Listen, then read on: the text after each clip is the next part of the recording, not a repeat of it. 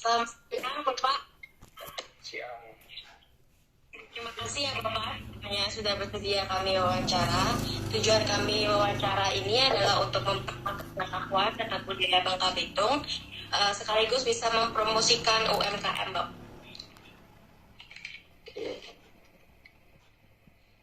Ini panggilnya Bapak ya? Atau Bebas. Enaknya aja, sesatunya aja. boleh kenal dulu nggak, Pak? Nama Bapak siapa, Pak? Oke, kalau nama saya Junaidi. Saya sebenarnya tidak lahir di Belitung, saya lahirnya di Palembang. Kan besar dan tumbuhnya itu di Belitung. Kemudian saya lulus SMA di Belitung, kemudian selesai SMA, saya kembali lagi ke Palembang untuk melanjutkan studi. Kemudian balik lagi ke Palembang, balik lagi ke Belitung hari ini dan ngajar juga di SMK sambil kuliah. Sekarang saya lagi kuliah di UIN Jakarta. Dan perkenalan ya, Pak, saya pribadi, saya Cecilia dari siswa SMK Negeri Kelang Baru yang terletak di Pangkalan Baru, Bangka Tengah. Dan ini ada teman-teman saya, ada Cynthia, Ika, Ranti, dan Selvia. Video dari SMK mana tadi? SMK Negeri 1 Pangkalan Baru. Pangkalan Baru. Jurusannya apa aja? Nanti pemasaran, teknik komputer jaringan, sama kecantikan, talent juga. Perhotelan ada? Oh, keren. Ini kita mulai ya, Pak, ya, pertanyaan yang pertama. Oke. Kapan Bapak mulai merintis usaha ini? Baik, kalau usaha ikan asin ini sebenarnya sudah dimulai sejak karena usaha keluarga sebenarnya.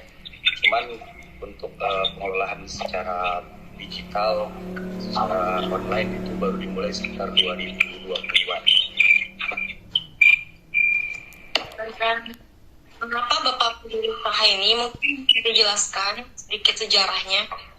Oke, Belitung itu tepatnya di desa kami itu, Desa Tanjung Dina, itu sangat terkenal merupakan salah satu penghasil ikan asin terbesar di Indonesia. Hingga muncullah ide buat gimana caranya agar para nelayan itu bisa sejahtera, karena sejauh ini hasil tangkapan dari nelayan atau hasil pengolahan ikan asin itu cara jualnya masih konvensional, yaitu masih dikirim ke beberapa bos, kemudian yang menentukan harga itu mereka, dan yang kadang-kadang harganya tidak sesuai dengan kinerja dan pengeluaran para nelayan. Sehingga muncullah ide kita buat gimana nih biar ikan harganya mahal dan tidak ada lagi rantai-rantai pasar itu yang memotong harga.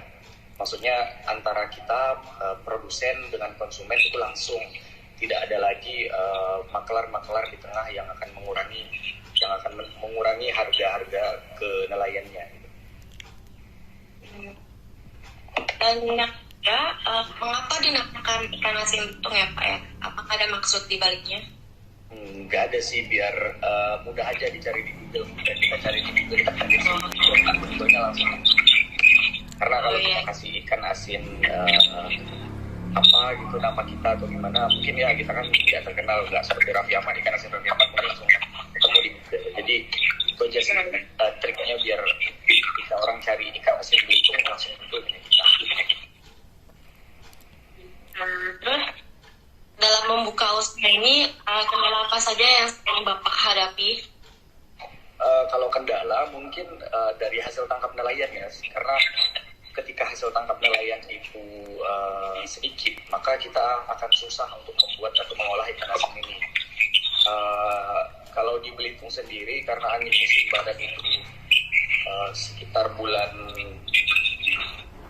November sampai Maret, sehingga hasil tangkap itu kadang-kadang nol dan tidak ada, sehingga ikan asin kita tidak bisa berproduksi di situ. Makanya kita jarang buat produksi sekitar beberapa bulan itu. Tetapi kadang-kadang ada juga dari beberapa daerah ikannya masuk sehingga kita bisa produksi. Jadi di bulan-bulan itu kemungkinan produksi ikan asinnya sedikit menurun sih. apa saja ya Pak bahan pokok untuk pembuatan ini sendiri? Kalau pembuatan kita ikan asinnya nggak banyak bahan, cuma ikan, kemudian sama garam aja, itu aja. Nggak ada campuran pengawet lain, dia cuma pakai garam aja sih. Dan bagaimana cara Pak memasakkan produk ini ya Pak? Kalau sejauh ini kita memang sebelumnya sudah punya beberapa langganan, kemudian juga melalui media online seperti Google, bisnis, ya, Instagram, Facebook, kadang-kadang juga lewat WhatsApp. Cuman kita juga sudah punya beberapa langganan di kota-kota besar seperti Jakarta, kemudian Kalimantan. Kita sudah punya link bos-bos di sana sehingga kita sudah langsung kirim ke sana. Tahu nih Pak, berapa ya omset penjualan Bapak? Tuh, kalau omset mungkin nggak menentu sebenarnya, cuman kalau dia memang lancar kisaran kisaran ratusan juta bisa dapat di sini. Dan apakah ada waktu-waktu tertentu Pak naiknya omset ini atau menurunnya? Ya jelas, seperti yang saya katakan tadi, dia akan meningkat omsetnya ketika hasil tangkap nelayan itu meningkat. Seperti beberapa bulan ini, sekitar 1 bulan ini, itu dikarenakan angin sedikit kencang, hasil tangkap nelayan berkurang, maka omset kita pun akan sedikit berkurang karena produksinya juga berkurang. Kemudian biasanya terus di awal-awal tahun sekitar bulan 4 sampai bulan 6 atau bulan 7 itu omset biasanya lebih meningkat.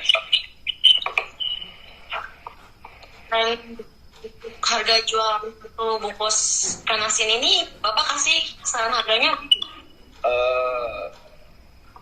Tergantung kemasan. Kalau sekarang yang kita kemas itu ada yang saya kirim itu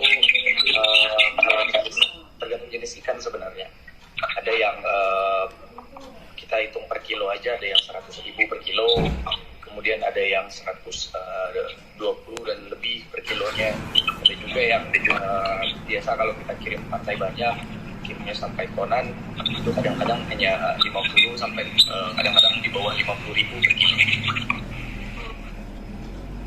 Dan apakah pernah ada kenaikan harga turun jual produk itu Pak? Oh jelas, pernah memang harganya turun banget karena memang jumlah ikannya banyak, sehingga kita susah buat melempar kemana.